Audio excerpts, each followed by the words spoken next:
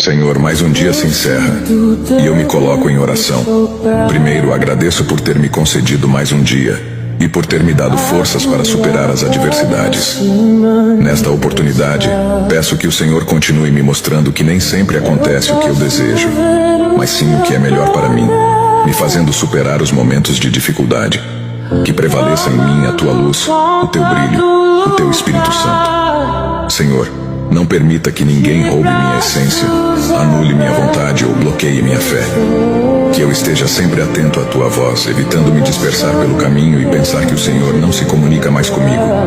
Peço que abençoes grandemente a minha vida e que me concedas uma noite de sono transformadora e renovadora, para que amanhã eu possa enfrentar um novo dia com firmeza e, acima de tudo, para te agradecer por mais um dia.